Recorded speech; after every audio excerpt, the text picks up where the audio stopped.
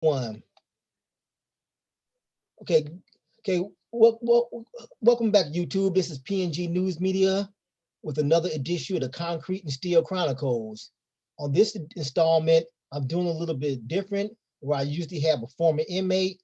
This time, I'm having an actual prison guard who worked in the state of Texas. So she's going to tell us all about the politics of Texas prison, the gangs and everything like that. So without further ado, I'll introduce you to Miss Maryanne Denner. Hello, everyone. Okay. Hope I can expound some things and clear up some things maybe here, or learn from. I hope I have something that people really want to hear. Oh, I'm sure you do. Okay. So what years did you operate as a guard in the Texas system?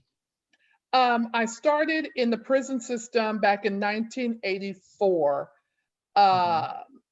There in Huntsville, I started at the Ellis 2, actually. It's called Estelle Unit now. I was working as a psychiatric aide, which is still a prison guard, but we worked the psychiatric half of the unit. The unit was half general population and half psychiatric. Those inmates had mental illnesses, etc. So they had a different name for us that worked in that area. And I was fortunate working there that they found out that I was bilingual. I speak, read, and write Spanish fluently. Okay. So I started being utilized, in other aspects, like in the grievance office, to respond to the grievances that were in Spanish, using me as an interpreter for many things. And if you look at back when I started, I was coming in during when William Wayne Justice had just declared the way the prison systems, he had declared it in the 70s, because as you know, prior to the 70s, prisons were pretty much the Supreme Courts, the courts and all that kept their hands out of prisons. They didn't interfere, they didn't anything. But then Attica happened, there was all kinds of things going on. So the government started slowly, the Supreme Court started, and the local, the state courts started to step into to see what prisons were doing. And so one of the things that William Wayne Justice, well, also an inmate by the name of David Reeves, wrote a handwritten, I think it was 18 pages, an 18-page handwritten lawsuit to him saying, this and this and this is unconstitutional. Well, William Wayne Justice there in East Texas agreed. There was a lot of issues, but one of them was the building tender system. The building tender system was the biggest, baddest inmates ran the penitentiary. And they were the eyes and the ears of administration.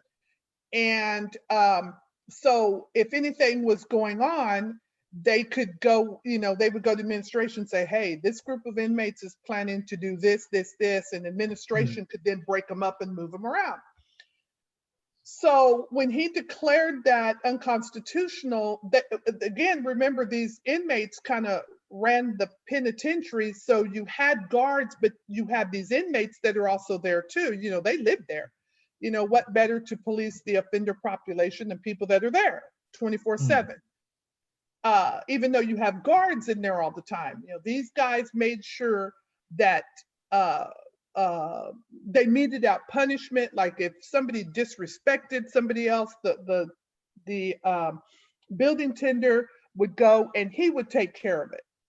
And he was the eyes, ears, and he was the punishment person for the prison system too, among themselves, among the inmates themselves. So when this was declared unconstitutional, they had to lock up a lot of the building tenders because the other inmates considered them snitches, Well, this allowed, this created a vacuum. So you start to have to hire more officers because you've taken the inmate policing out. Does that make sense? Mhm. You've taken the inmate policing out, so now you got to hire more officers. And that's how I was brought, well, not that I was brought in particularly that, but I come in when there's that power vacuum. The Okay. inmates are trying to regain control, of the facility. Well, prior to the building tenders, gangs really didn't exist because they couldn't. The building tender system would not allow them to exist. The building tenders were like a gang among themselves. So that's one thing. So remember that. Remember the building tender system, because I'm going to move on to some stuff. So remember building tender system.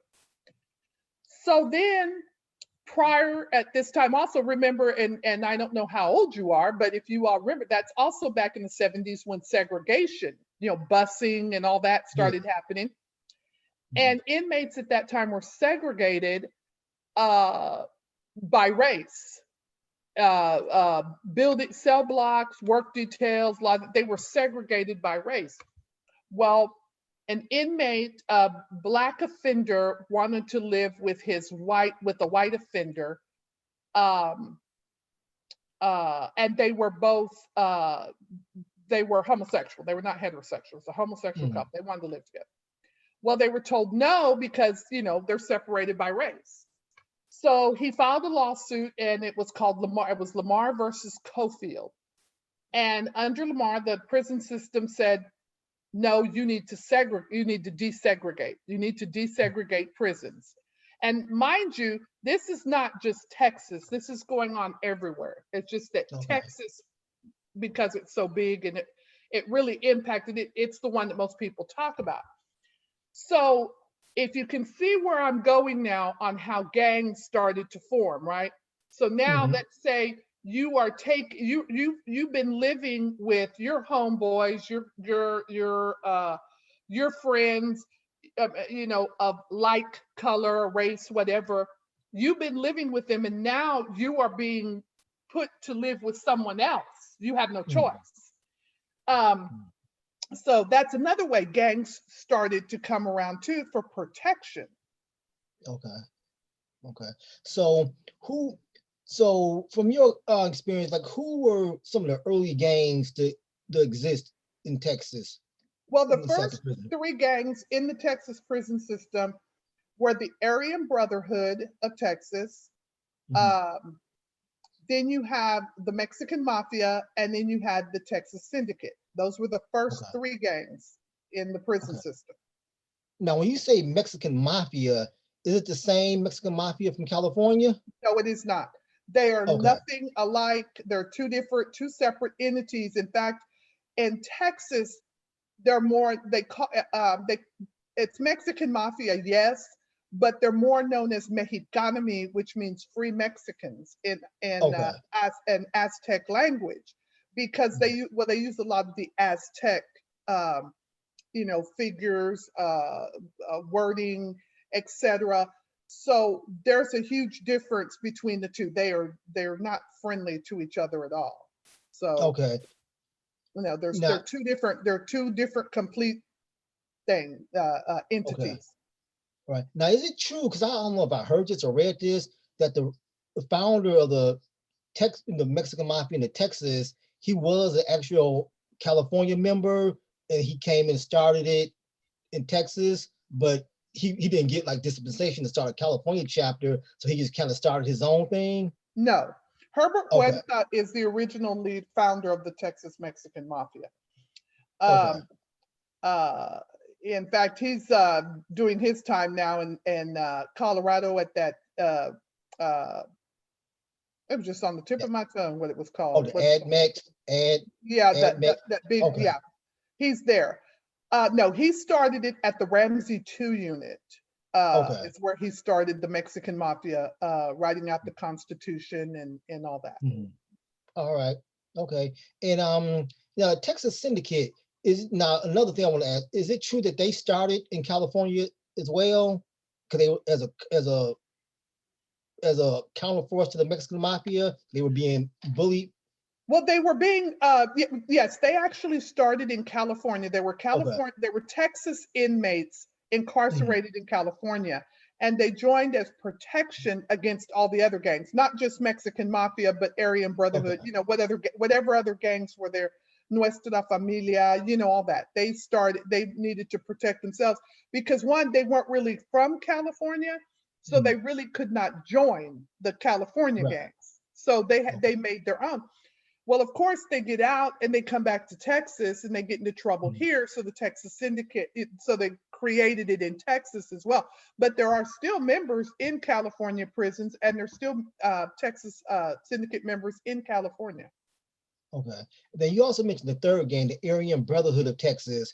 Now, do they have any affiliation with the California AB, or are they also separate? Oh no, they're very separate. Actually, true story about the Aryan Brotherhood. They were actually going to be called the Bluebirds, which is what the buses are called. That transport the inmates. They're called Bluebirds. The buses. Oh. Yeah, that's the name of the company, I believe, or what the company calls them. Anyway, it says on the buses you'll see Bluebirds, so it must be the name of the company. But anyway, they were going to go by that. However, Texas actually gave them their name. The prison system actually gave them their name because they asked permission from the Aryan Brotherhood of Missouri if they could use the name Aryan Brotherhood, and Missouri told them no. But somewhere along the line, it got picked up by the state of Texas, and that's how the state of Texas started referring to them as the Aryan Brotherhood of Texas. So they're quick to point out that they are ABT, Aryan Brotherhood of Texas. They're not Aryan Brotherhood, which is a big difference. Okay. All right. So these three gangs, they start up in Texas, and like, how do they form? Like, do they have like strict policies, or they are, do they like quantity over quality gangs? Like, how do they operate? Well, they go through all the gangs, whether they're white, purple, pink, green, whatever, they have a recruitment process. Okay. And you're recruited, used to be, you had to be incarcerated, you had to, well, let me go back. Like on the Texas Syndicate, the Texas Syndicate is predominantly Hispanic. However, until 1996, they allowed white boys into the gang. Okay. And they stopped. And there's what? Let's say 7, 5, 6, 11 maybe white members that are in. And part of their rules were you have to be incarcerated. You have to put the tattoo on within, and this is all the gangs at this time, that you had to have been incarcerated. But they changed that. And on the recruitment, I think the Texas Syndicate still has the most stringent recruitment process. Mexican Mafia, all of them, you're brought in by a padrino. In the white gangs, it's a sponsor. You just don't walk in. You're brought in, and you go through a schooling period, a prospect period, until you become a full member. Okay. All right. And they do a background check on you while this is going. They want to make sure that you are worthy of joining this gang, that you have no they have criteria as to, you can't have been a snitch, you can't have been this, you can't have done that for you to join. And I remember a lot of times in the gang office, I would read, the letters, you'd read them, and they may have been coded in visible ink or whatever, and you could tell they were checking out, because they're going to write to everybody in and out of the penitentiary to find out if if you should join. And you would see need light on Bob Smith, need light on him, and they would usually have his nickname, Casper or whatever. And then they would write back in, you would see green light meant go ahead, red light meant stop. We found some stuff on this guy, don't do anything else with him. And maybe a yellow light might mean hold on, we're looking, we're checking, we're still checking on him. And now the Texas Syndicate and the Mexican Mafia, so of course they're both Hispanic gangs. What was their relationship like? Were they allies, or were they antagonistic toward each other? In the beginning, yes, because when prison gangs you know, first everybody's getting along fine when the first three gangs, here they are, everybody's fine, there no real problems. But there's only so many inmates you can extort, there's only so many inmates you can prostitute out, there's only so many inmates you can do stuff. So you start stepping on each other's toes for control. So by then you've got the Texas Mexican mafia. I mean, you have the Texas Mafia, which kind of aligns with the Aryan Brotherhood. They're a white gang. You've got the Pistoleros, start the HPL, which are starting to come into the picture now. Okay. So you see these gangs, especially the top three that are having to jockey for this power. So they end up going to war with each other. So the Texas Syndicate and the Mexican Mafia go to war with each other. The Aryan Brotherhood of Texas goes to war against the Mandingo Warriors and Self-Defense Family, which were two black gangs that we had at that time. Okay. So and then this happened in the early 80s when they went to war with each other.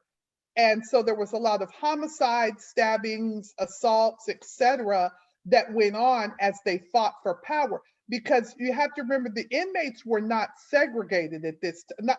And I don't mean segregated I'm talking about in segregation. They were not locked down in segregation. So they were putting the tattoo on. Well, when we had what they call Bloody Sunday in 1985. And that's when the Texas Syndicate took out 3 ranking Mexican Mafia members in a day room. At another facility, I think it was Cofield, the Aryan Brotherhood took out somebody, and at the Ramsey units, I believe, the Pistoleros took out somebody. So that was 5 in one day, and the prison system shut down. There had been instances all along. I mean, they had one year there was 215 assaults in a year.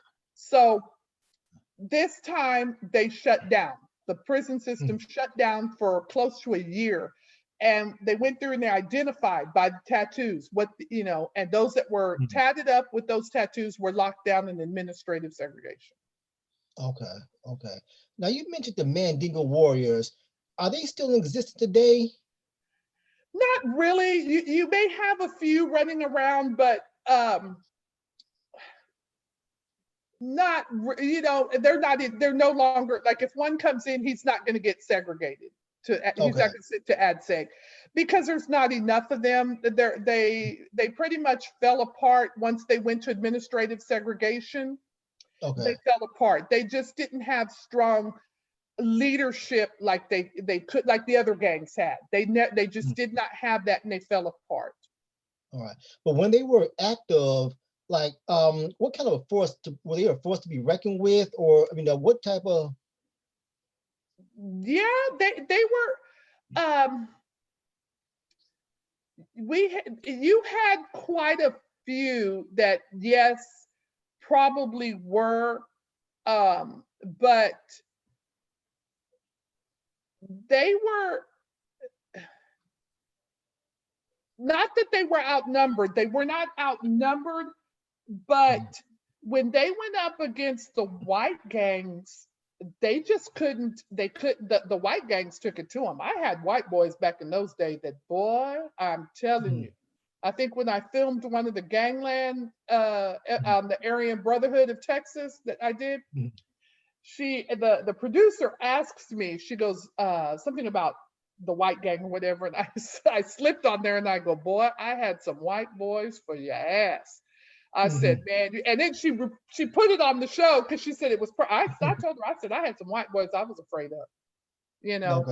I wasn't afraid of too many. I didn't really have a problem in the penitentiary as the gang officer. We started in the gang office at Darrington, one of the first units to recognize that they had a severe gang problem, and they created a gang office. And I was fortunate, being that I could speak, read, and write Spanish, that I was put into that office. And so I learned quickly from the gang members themselves, who better to learn from, Right. is from them. And so you're working alongside these, you're right there with these inmates, you see everything, you see homicides, you see assaults, you understand what's going on. We get the constitutions, you read them, you learn how each gang works. And like I used to tell my offenders, you know what? If you run your gang, you learned how to manage them. You learned how to manage gangs because you can't get rid of them. So you learn how to manage them. And you allow them to do, because there's always going to be contraband in the prison. You can't get rid of it. There's always going to be these things. So you learn how to manage the gangs. When we had Texas Syndicate in charge of Darrington, that unit ran just like this. No problems. They're great business people. They knew how to handle business and they took care of business. We knew something would happen. We'd start having assaults and stuff.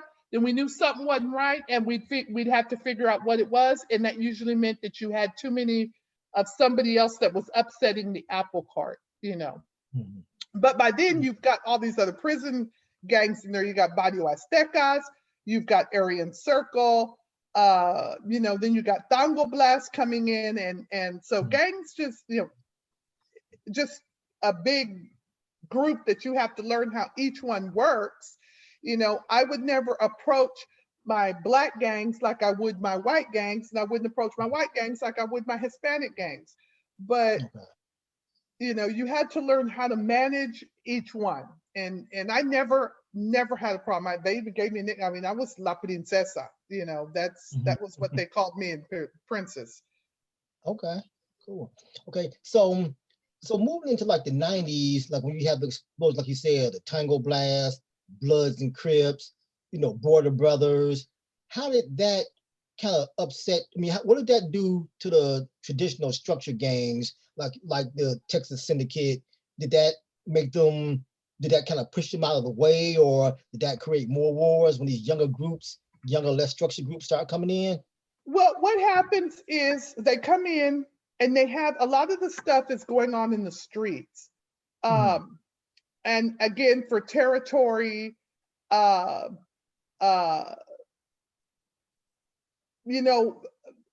when I was coming in, when I first came in, the inmates were not worried about the officers. These inmates wouldn't have done too much to an officer anyway, unless you got into their business. And there was a respect. We knew to get out of the way when something was going to happen. And they would tell you, you need to move because we're going to, this is going to happen. Or don't do this because we're going to have to take him out. You didn't get involved.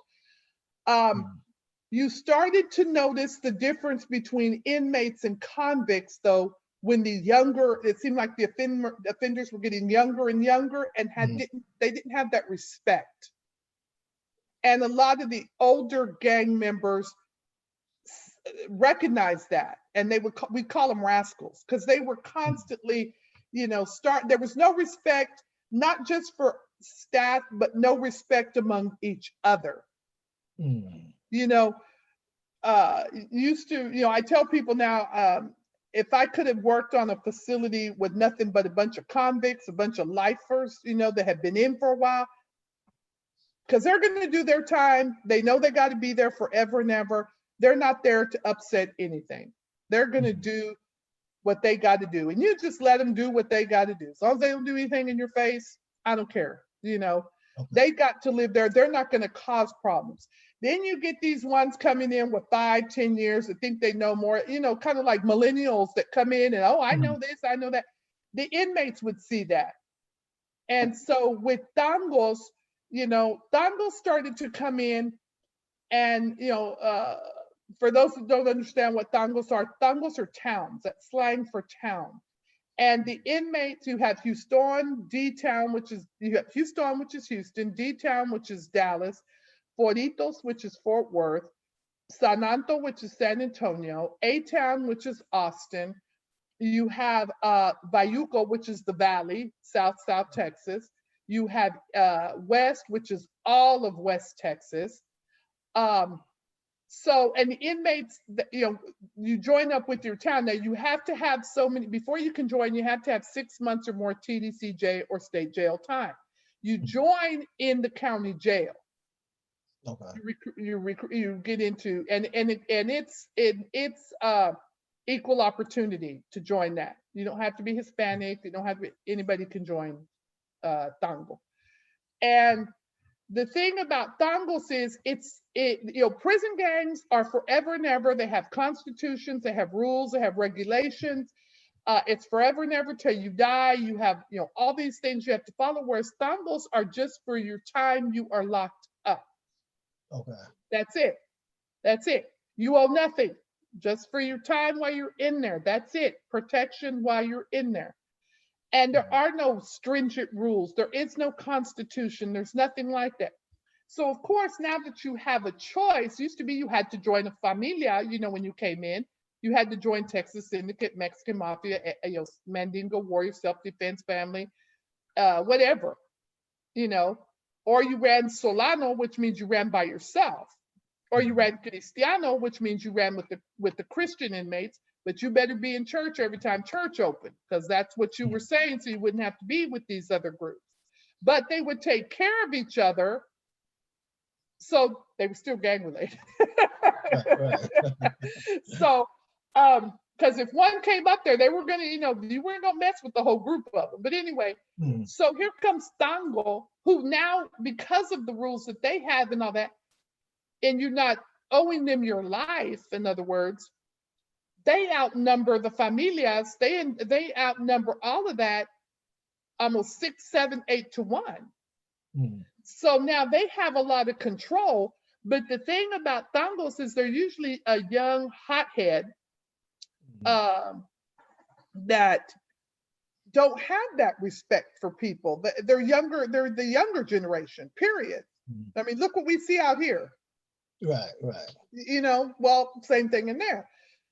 So what's happened with the prison gangs is the prison gangs have just said, okay, so what they do is they just sit back. Because let's say I'm a member of the Texas Syndicate, you've disrespected me, you've screwed over me in the penitentiary, you're causing me a lot of problems. I just sit back because I'm not going to waste my manpower and my soldiers in there to get you. I'll just wait till you get out. Because you know what? When you get out, do you know who we are out there? Not always. So why should I waste my manpower and get more time in the penitentiary attacking you when I can just wait till you get out, send word, hey, here comes, here you come, you're out. They know who you are, but you don't know who they are. Oh, okay. Wow. That's why you'll see a lot of times, inmate found, he's an ex-con, he's found burned, he's found shot in the back of the head, whatever. A lot of times that's what those are. They're the retaliation. It's just they don't know who the people are out here.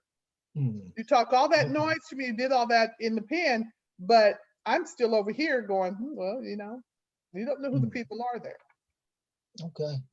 So now you mentioned something interesting. You said, each gang group you would approach differently. You approach the blacks one way, the Hispanics one way, the whites one way. So picking back off that, like, how did each group run a program? Like, what was some distinctive characteristics say about the whites, like the Aryan Circle and the Aryan Brotherhood in Texas? Well, pretty much, let me see. The Aryan Brotherhood, Aryan Circle were different, but yet alike. One was more of a separatist. Aryan Brotherhood was more of the separatist. They did not, they felt that if blacks all wanted to go back to, or the Hispanics wanted to go all back to Mexico, blacks wanted to go, let them go. We need to live in a separatist society. Aryan Circle wasn't that radical about it. But what's interesting is this is way back. This is 80s, 70s, 80s, right? Now, because of cartels, they work together. Money's green. They realized about the early 2000s that if they want to succeed in the drug trade, sex trafficking, human trafficking, etc., they were going to have to work together. Okay. And working together, because you might need, if I'm the cartel bringing in my drugs, but I need to get my drugs into the Black community, they're going to be a little leery of a white guy coming into my neighborhood. They're going to be a little bit there. So you need to work with the Black gangs, the Crips, the Bloods, whoever, gangster disciples, whoever, to get that into the community. So you have to work a partnership. And that's pretty much in Texas. The thing with Texas was the cartels didn't realize how strong the prison gangs had a hold on Texas. So they realized here they were going to have to work with them. And so they began working together. I mean, who's going to suspect? You see, and each one of them found a niche. Each one of them found something they're good at. Okay, nobody cooked meth like a white boy. So who's got a corner on that? The white gangs. I mean, and selling weapons too. Providing weapons, to and from or however. Who you come down to South Texas when you're coming down here, or you're in a car. Who is suspecting a nice, clean-cut white guy in a nice car? Who's the cop gonna stop? Me or him? Exactly, right. Exactly. So if you clean him up and make him look good, cops aren't gonna do nothing to him. And he's gonna go back to, so that's where they learned this is what we'll bring to the table. Okay. Then, West Texas, the Texas Syndicate had a lot of those routes sewn up for drugs, drug routes. So the Texas Syndicate brings that to the table. So, they all, this is what we do good. This is what we don't do good. This is what, so each of these groups brought their expertise to the table, and that's how they work together. So so when that started happening, did that cut down on like the violence inside the prison amongst the groups? Yeah, for most of it, yeah. Most of the stuff in prison is just the typical, there'll be racial tension, or there'll be, people need to realize about prisons are full of people that have been convicted of a crime. And you have people with mental illnesses, you have all that, and people expect prisons to be quiet places. And I'm like, seriously? Right. So if you go to the hospital, you don't expect to see sick people? Exactly, right. So when people are like, oh my God, they had a lot of fights in the penitentiary. Well, we had a lot of fights in school. Yeah. Oh, yeah. You know what I mean? How do you have grown people, and you don't, I mean, it's just like having kids. You have kids, the kids may not even get along. Your kids may fight all day. My sister and I couldn't stand each other. It was a constant. Well, if you imagine a 3,000 bed prison, is everybody going to be get along? Is it going to be peaches and cream every day? No. People, some days they get on your, I mean, even at work, there's sometimes people want to punch somebody out at work, but you have all different personalities. But again, you also have, those with mental illness. You have some very violent offenders mixed in with offenders that aren't so violent, and then tendencies rise. So it did cut down. I mean, the prison system is nothing like it was in the 80s. Nothing at all like that. They don't have, I don't even think, and if you talk to an old convict that did time in the 70s and the 80s, they will tell you these inmates that you have nowadays would never have made it back then. Okay. Never have made it. No, they would never have made it back then. I even tell kids now when I'm talking to them, anybody can do a drive-by. Anybody can do a drive-by. But have you gotten up close and personal and stabbed somebody? Like in the pit, stabbing somebody to death is very different than shooting somebody from far away. And in penitentiary, if you didn't have the heart for it, you couldn't do it. And we saw that kind of stuff. We saw homicides. We saw all that. So growing up, I tell people, I grew up in a penitentiary. I started when I was 21. And, it's nothing that I wouldn't want to work in one now if you paid me. not with the type of offenders you have, not with the type of, back then, yes, you knew every day something was going to happen, but the inmates, the officers, we looked out for each other. The inmates too. I mean, the inmates, we knew what we were up against, and they did too. And it wasn't them against us. They were after each other. The gangs were after each other. They weren't after us. Okay. Yeah. So speaking of that, taking it back a little bit back to the 70s, like I said, when there was a lot of racial tension out in the streets, and I know that spills over to prison. I mean, how did the Blacks, like I said, you mentioned that was before pre-Blood, pre-Crip, so there was only the Mandingo Warriors and the self-defense family.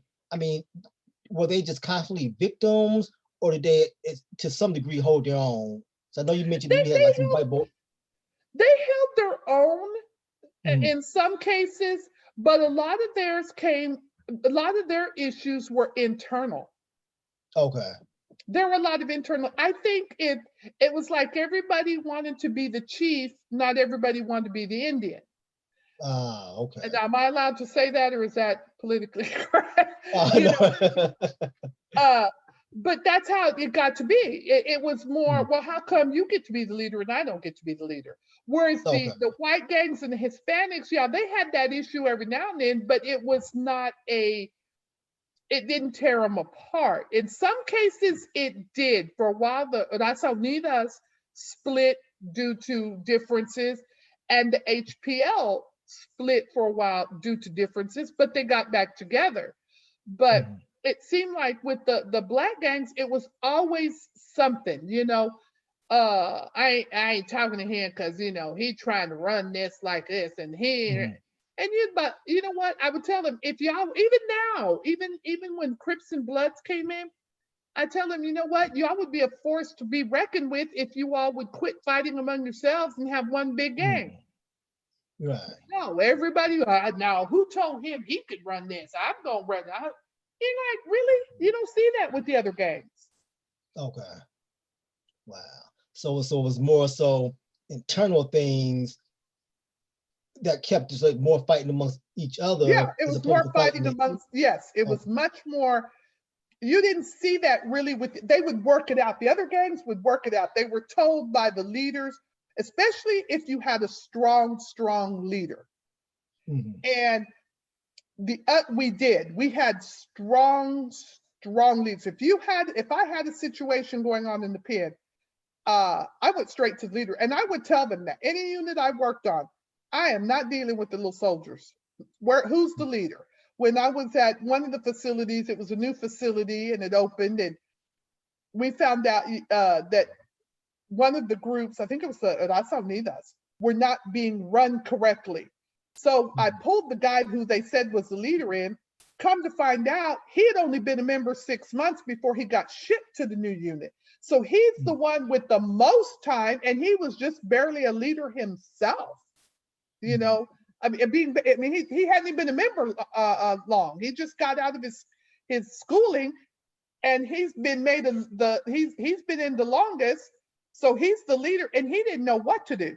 So we called him in, and I said, well, I'm going to let you ride out to a unit, and I'm going to call that gang officer so that you can learn how to be a leader. That's how you kept the peace and managed it on your facilities. Okay. Oh, no, you don't do that now. Oh, no, that would be, we were old school back then. We were old school with the gang members. Very old school, managing your facility. The quieter your facility is, the better. And how you manage now, it's like, oh, I want to confirm everybody. That's what you get from a lot of the gang officers now. I want to confirm everybody, lock them up. No, let them be out there. That's what's going to keep the peace on your unit. Especially if you have a great leader. I had units where I had leaders that by the book ran their gangs like this and that. Why would I want to lock him up? Right. Okay. Right. So now a couple of things I want to, and I'm going back, I'm kind of all over the place here, but I want to ask you something I read at one point. When the Aryan Brotherhood, they were already, ABT of Texas was already established, then the Aryan Circle came along. Now, for a while, they were antagonistic towards each other, correct? I think I remember about some stabbings between the two groups? They were, in the beginning, Gaspard is who started the Aryan Circle. And Gaspard was cool. I thought he was smart guy. They were okay at first. They were referred to as the flunkies, the ones that couldn't join the Aryan Brotherhood, but they had different ideas. As far as, like I said, the separatist idea as more as just a racist. You know, you can be racist and not be separatist. You know, they were okay, but then again, you get to that where you know there's only so many white people in the penitentiary that you can recruit from. You know, and again, somebody's going to get their feelings hurt. You know, you're going to say something, you're going to look at somebody wrong. You know, sheer boredom, you know, can also lead to situations.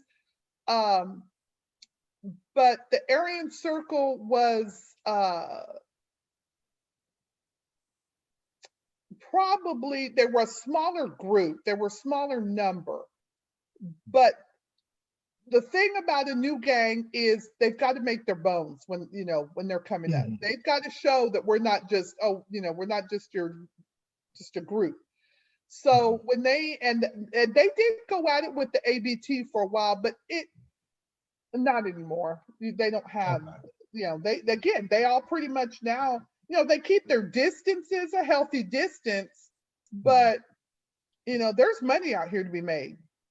Okay, so that's the overriding force. It's just the overriding force is money. we're going to make money. We're going to move these drugs. You know, we're going to move this meth. We're going to move these you know, this human trafficking, sex trafficking. We got business. You know, it's business now.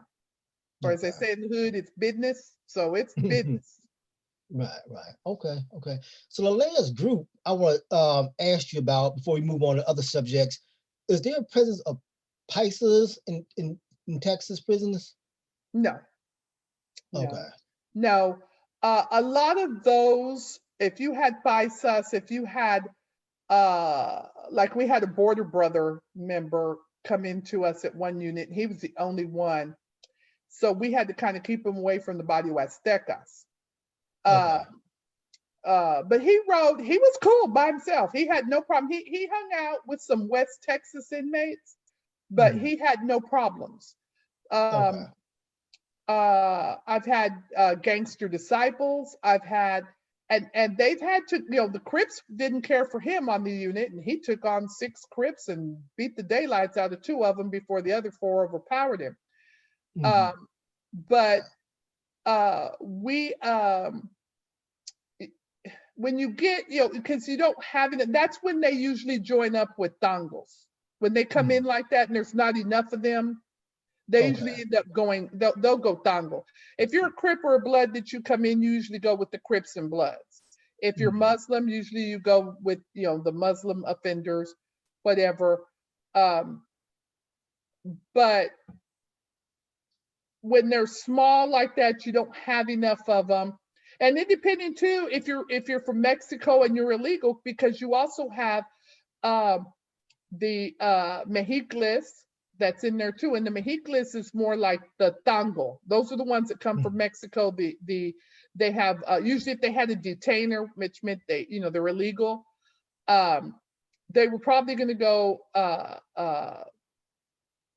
with the Mexicles. Okay. All right.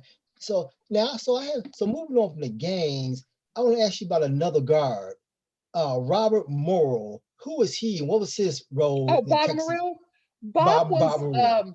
He was our regional, when I was working at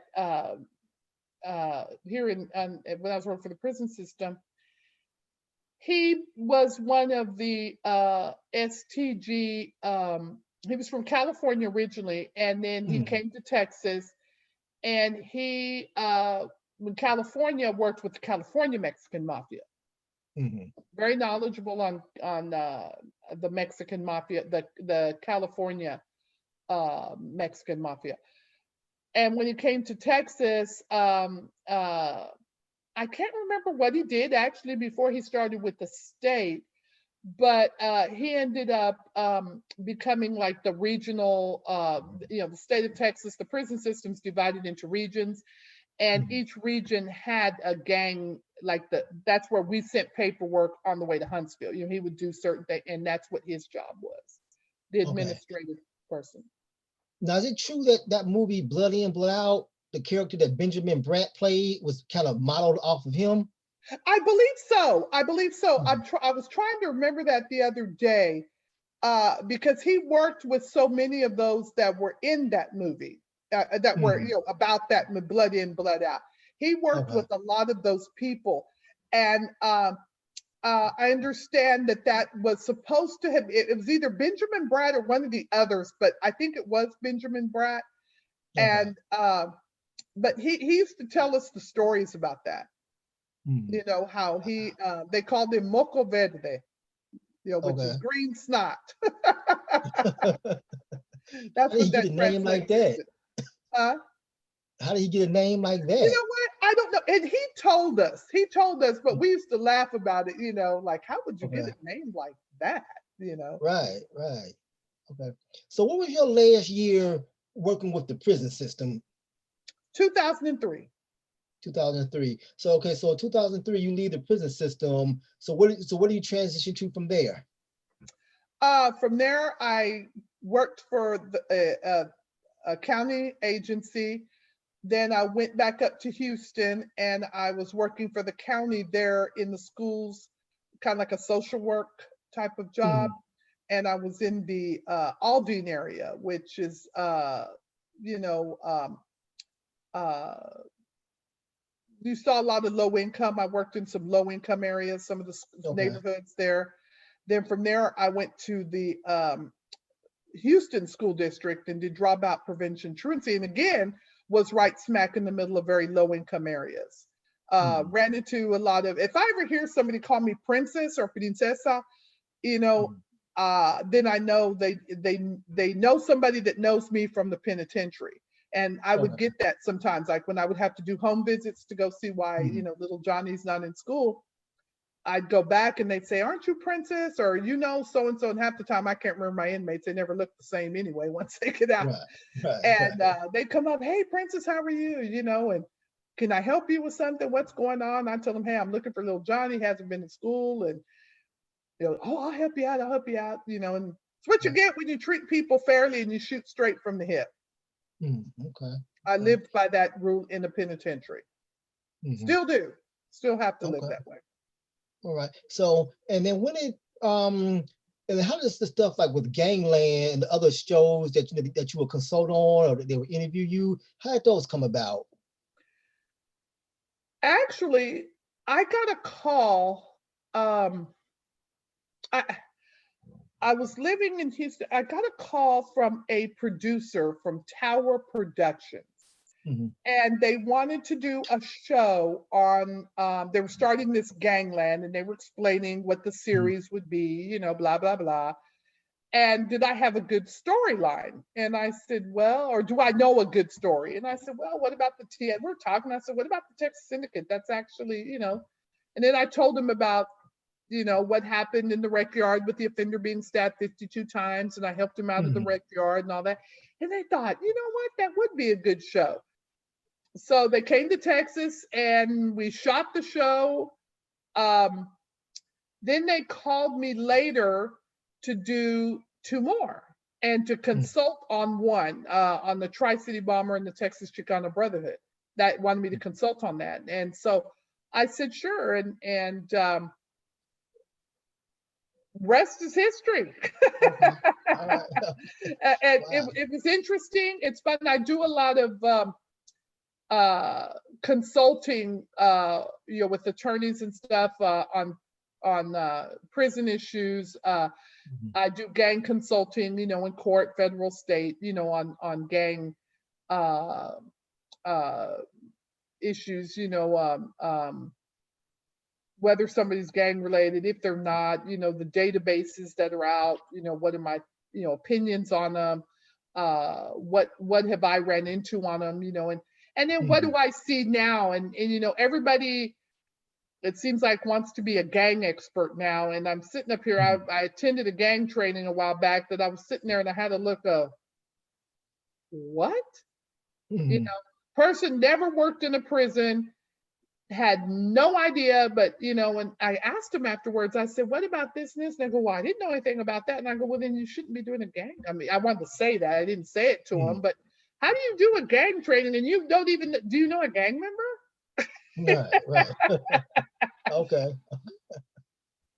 You know, could you do, well, I grew up in the hood and I said, okay, that's still, you know, Right. how did this gang start? Oh, I don't know. And that's what I learned on the internet. I said, oh, okay. Okay. You know, I have gang members like. Okay. So in addition to that, like what else? Like, do you do any teachings or do you do seminars on your own for law enforcement? I teach criminal justice now. I teach for Purdue University online. I do trainings. I do a lot of work with juveniles. I work with juveniles now. But I don't do as much as I used to. Not that I've gotten away with it. I enjoy doing it. And I keep up with as much as I can. I keep up, well, really not much as I can. I keep up with quite a bit because when you do testify, you know, I want to make sure I'm right. So I have gang members I do call and I say, hey, is this still going? Or do you all do this still or do you not? And they're like, yeah or no. And then I'll get gang members that will call me and ask me for assistance. Hey, you know, you know, they got me and they're or hey, my homeboy, they're saying my homeboy's this and he's not. Can you help me here? And I'll say, well, you know, give me the whole story. You know, or is this gang related? You know, it wasn't gang related. They're trying to say I'm gang related. I need you in court to prove that what I did was not gang related. Or, you know, so I'll get calls from both sides of the fence. Wow, fascinating. So I guess the last question as we kind of wrap up, what do you see the gang? Because you know how, like you mentioned early on, it was like a high level of respect, you know, that you respected them, they respected you. Then we moved to this whole, you know, people was up close and personal, they're gonna stab somebody, they're gonna fight.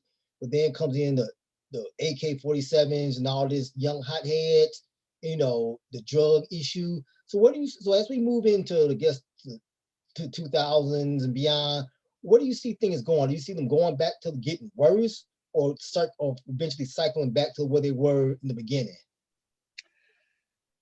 Well, I'm a firm believer that, you know, if we don't remember what this is saying, if you know, don't remember the past, you're doomed to repeat it. You know, I see us, well, how do I want to say it? Gangs have gotten more sophisticated. More, you know, more technological, you know, they've evolved quicker than law enforcement has evolved. You know, when you know, you see how long it takes for a bill or a law to go into effect, and by then it's null because we've moved on. The criminal has moved on to something else. You know, you saw how long it took before they could look at drones. We've had drones. It took how long before there was even laws about drones out? Well, they were already being used for illegal purposes before they could come out with something. So, you know, the good guys are reactive where the bad guys are proactive. And prison gangs tend to, and cartels and street gangs take advantage of that fact. They take advantage of the fact too that they know that law enforcement, you know, I use, for example, like El Chapo. They take El Chapo out, but what did you do? Did you stop anything? No. and taking his wife out too, and that does what? You know, killing the head of the snake just makes the snake smart, the next snake smarter. Mm. You know, and not saying, and I'm trust me, I'm not saying El Chapo was the perfect, you know, I'm not saying he, you know, he shouldn't have got, I'm not saying that at all, but Right. it's not, what we have going on is not working. And you know, you can't, we as a nation have to realize that you can't blame the gangs for a drug problem. The drug problem is a personal issue. Gangs are just taking advantage of it. Yeah, exactly. And we're allowing them to, because we address, but you know, we dumb down laws, we do this, we have all this going on, but we just don't, we expand our energy into the wrong thing. Let's put it like that. Okay. Wow. Did that make sense? Did that make sense what I said? Yeah, it makes a whole lot of sense. So I guess that was supposed to be the last question, but with that being said, so do you think the legalization of marijuana, which is pretty much going on all over, is that a good thing or a bad thing, you know, from a criminal justice perspective? You know, we were just talking about this the other day. Legalizing marijuana isn't going to do anything, because it's you're only allowed so much. Okay.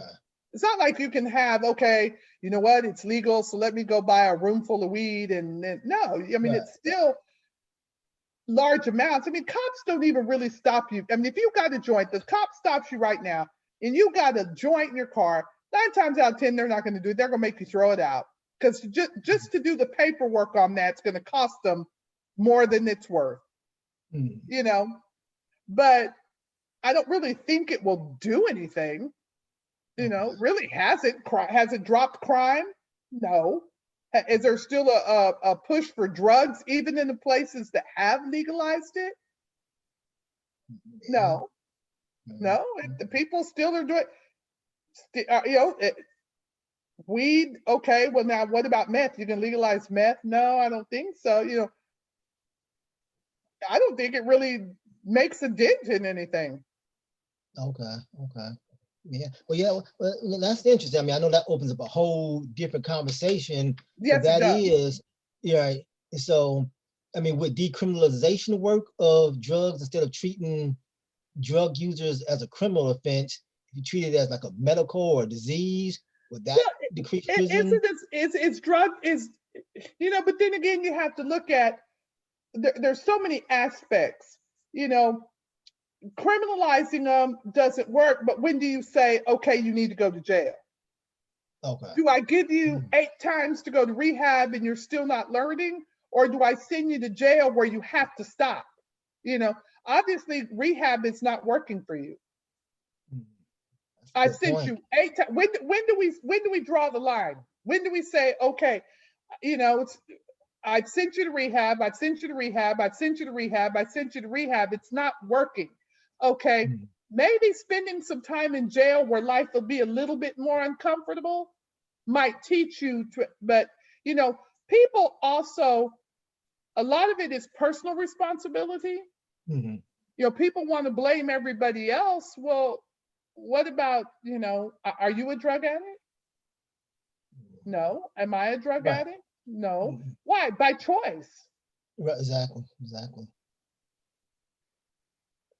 Wow, that's, you know, I've never looked at it that way. You know, me being like social work and all that. I've always looked at it. Yeah, maybe we should take the criminal out. But you raised an excellent issue. Like, how many times do you go to rehab? I mean, that's. I mean, you can only go so many times. How many times do you keep telling your kid, if you keep doing it, finally you get up because you're tired of telling them you beat that ass one time. Then they're like, oh. But you know, some people and then some people face it. They don't want help. You can only help the people that want help. I can offer to, like they tell you in church, it's ours to offer and yours to receive. If you don't want it, you don't want it. Mhm. But everybody is not the same. Excellent point. Yeah, I mean well, that's I guess we should close there because that's we can get this. I mean, this is a fascinating way to look at it. But I'll have you all here all night because this is, I mean, it's really it's really insightful to hear that because I never really looked at it that way. So that's fascinating. Maybe we have to have a part 2 of this to continue that. Okay. Yeah, but I really thank you, for taking time out your busy schedule because it was a real honor and a pleasure to have you on my show, especially, seeing you on Gangland, come to my little platform. I really appreciate that. I know being a professor, time is, very limited. So I thank you, sincerely thank you for taking the time to come on. And any closing remarks? No, I really Okay. appreciate it. Hopefully it was an educational piece Oh, it definitely was. for a lot of people to understand, and of course, these are my opinions. They're not anybody else's. They're not reflective on where I work and who I work, but these are my opinions on things, Mhm. and you want to help everybody, but you have to realize that not everybody wants help. Exactly. Okay, there you have it, YouTube. Um, this, thanks for tuning in. Feel free to like, comment, subscribe. Post your reaction to this, and I'll see you in the next one.